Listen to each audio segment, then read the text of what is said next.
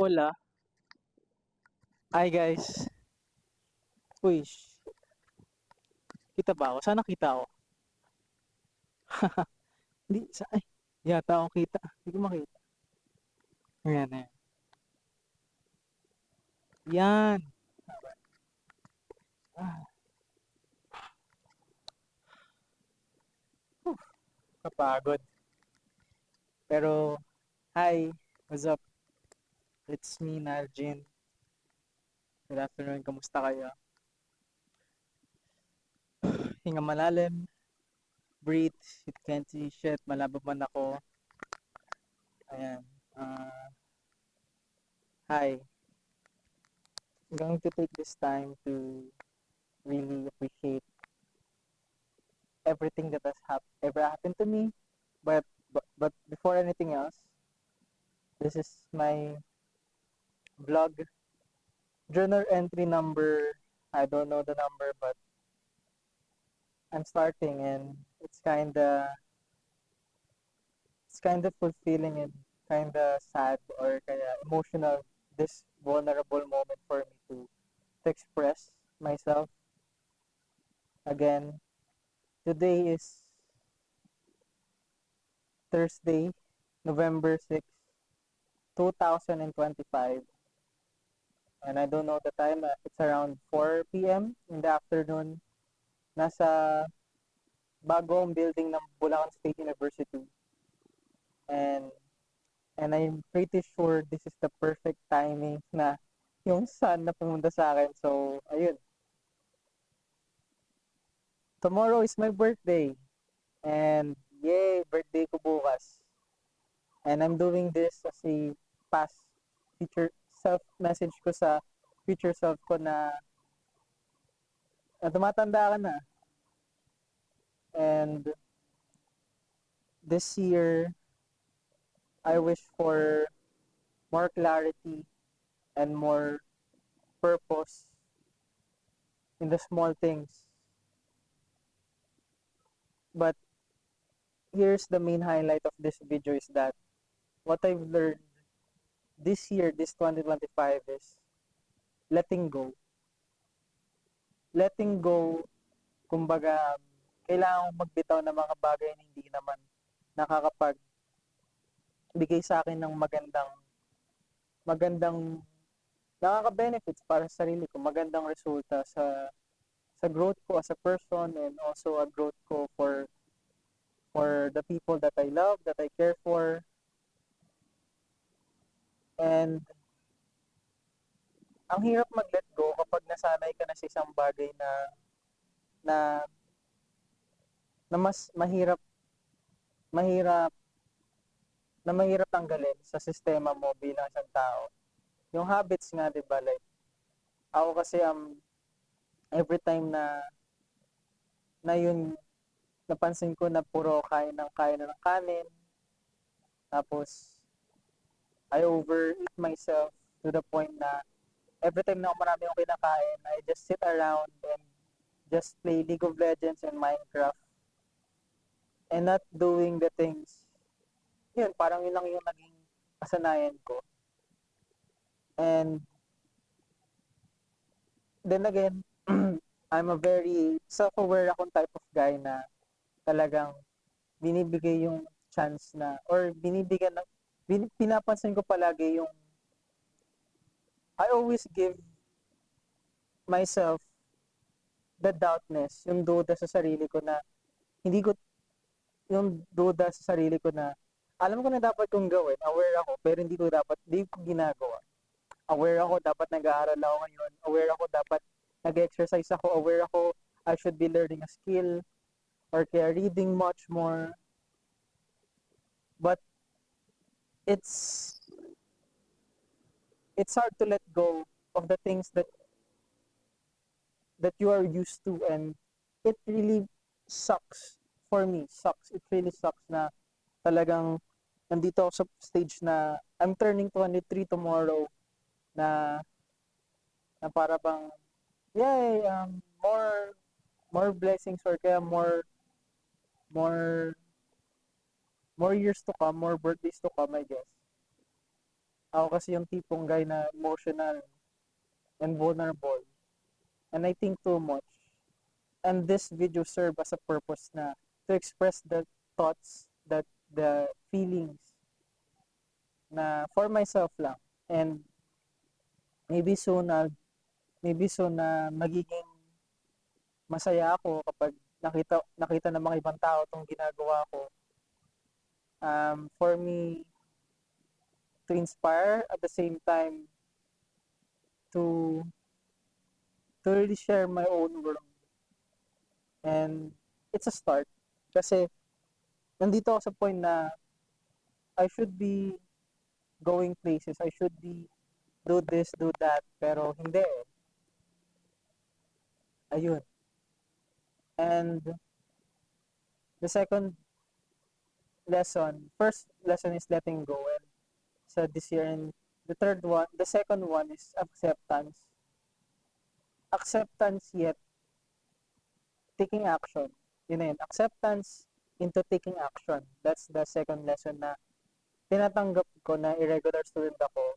Means na late ako, I should be graduate by now, and nalileft out ako I feel nalileft out ako sa mga peers ko sa grouping, sa section ko, and at the same time, yun yung nararamdaman ko eh. Yun eh. Like, yun napansin ko. And it's not like ayaw ko lumapit, it's just that I have no sense of foundational or basis on how to approach them, or is it just me?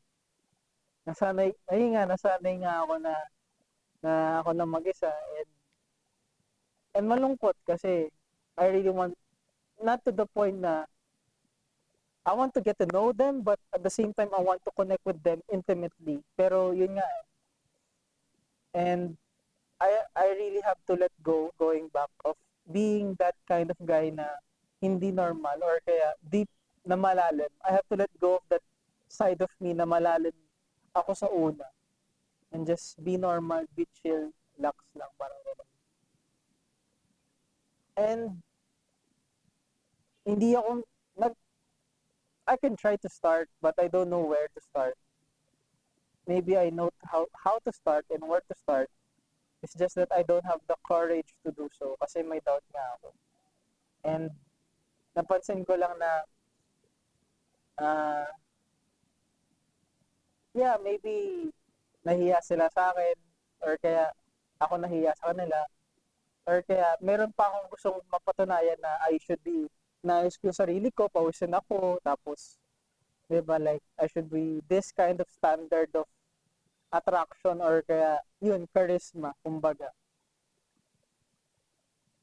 Ayun, then again, going back, acceptance into taking action na kumbaga, I should take action on the things that I need right now, or that I want to do right now, yung mga responsibilities ko bilang estudyante.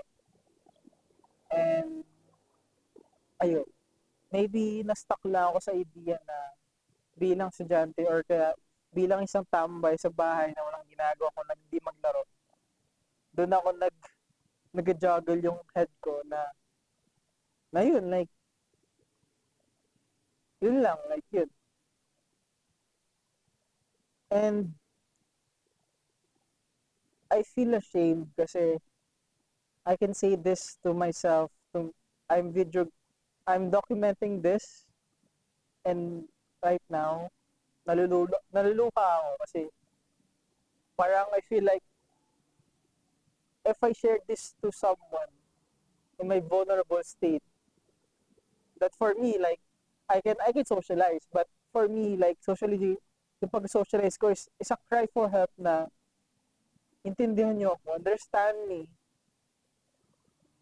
Pero kung hindi ko kaya intindihin yung sarili ko, why even bother try to approach or to share this kind of thoughts or ideas sa isang tao na baka hindi nila ako maintindihan. Ayan na naman, sabi na, assuming. Nag-assume na naman ako, and yun nga, letting go of me being assuming and malalim. Being a deep thinker and a person who assumes a lot.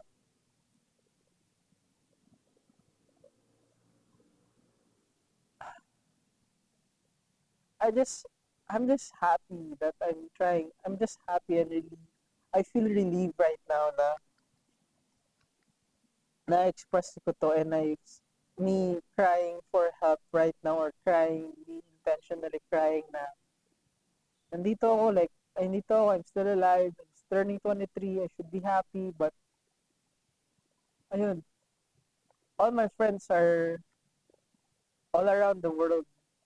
Meron sa Africa, meron sa States, meron sa, sa, sa Australia, meron sa Laguna, meron sa Pangasinan, and meron din sa Quezon City, sa Rizal, dami, ang dami. And sobrang, ayun,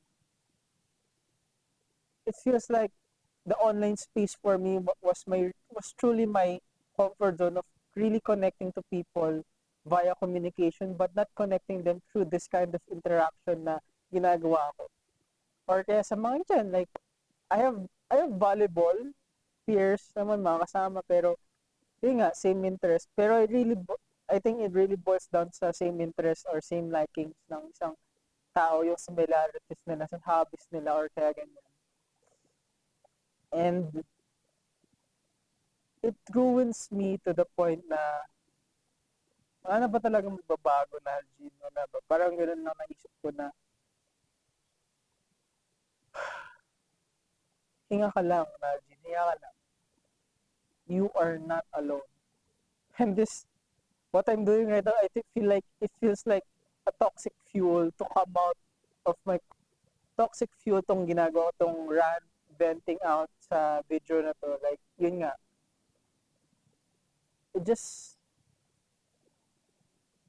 It really makes me sad. I'm aware I'm sad. And I'm aware then na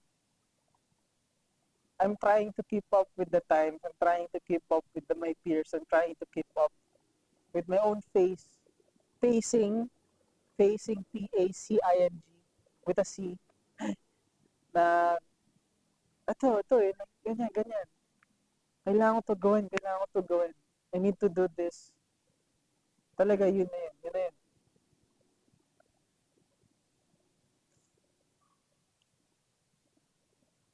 Ang masaya lang sa akin kasi nagagawa ko to. I had the opportunity to spend 450 pesos sa tripod ko and my lapel. And I never knew how far I've come videoing myself. Or kaya like, ayun, like, ganun nga. But then again, the third lesson that I've learned, yung mga lesson ko, the first one is letting go.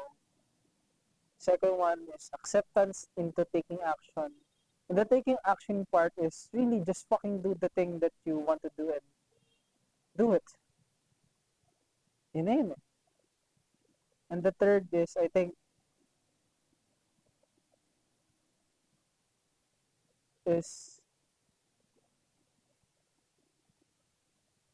clarity, focus, and patience. Diba? Ayun. At least, that's for me. And it's up to you to decide. Kasi ako, di ko makita yung sarili ko kasi wala akong salamin, parang ganun. And maybe ako lang, like, dito ako na saying na I'm here trying to point out na kinakailangan ko talaga mag-change. And one month na lang, 2026 na. But I'm really proud for what I've become. I started out chubby 2 years ago, then I can see the results of my gym before, my working out, my exercise. Nagkaroon lang ng bloating or kaya parang nag-buff lang ako. Pero I'm still there, like parang ganyan. I just limit my standard of home workout to gym or kaya gym to home workout. And financially, impulsive ako sa money. Like, I supposed to have 5,000 right now pesos. kung hindi ko na nagastos sa bar, sa mga, I think sa bar nag-start, and, or sa pag-iinom, or kaya yun, then, sa mga, yun nga, sa bumili, sa food ako magastos talaga. Ayun, and me trying to focus up and to clarify these things by doing this video, I guess, is mas masaya, and right now, nakaka-relieve sa peace of mind, kumbaga.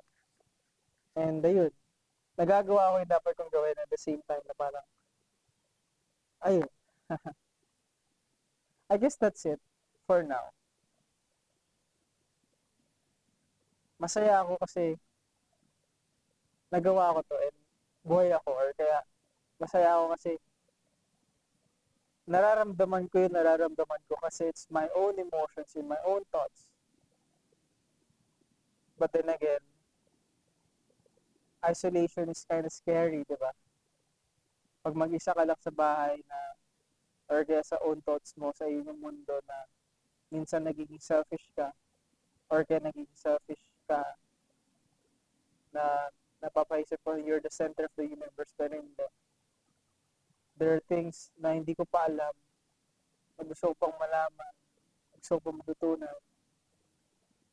And there are things that are left unsaid, that are left to be not known by me because it's not within my control. Sarap nun, sarap sa feeling nun. Ayun. Ayun lang naman sa akin. Again, this video, it's a reminder for you, Najim, for my future self. I'm proud of what you are becoming, and I love you so much. And I hope you find that self-love that social media and some people talk about, that really, that that they have said to you so many times, and being yourself so many times. I hope you find that peace, or find that peace for yourself, find comfort from others as well. I think okay ni. Meron ka ni. You just need. And pinaka-highlight for today is finding the right people for you, Najim. Kasi malungkot ka ngayon kasi wala kang kasama. Malungkot ka ngayon kasi wala kang kasama. And, oh, shit. Wala akong pagsabihan, mga ganitong moments mo na ito ako eh. Pero finding your people and happiness, being happy, because happiness is a fucking choice. Always remember that. Happiness is a fucking choice.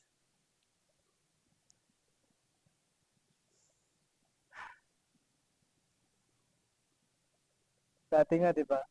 Someone said to you, if before you find happiness on other people, ask yourself, Najin, are you happy for yourself, with yourself?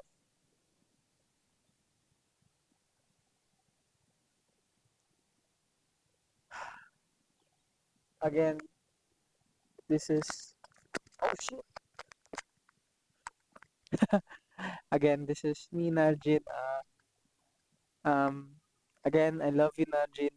Happy birthday. Happy 23 birthday tomorrow, and I fucking love you. Okay. Peace.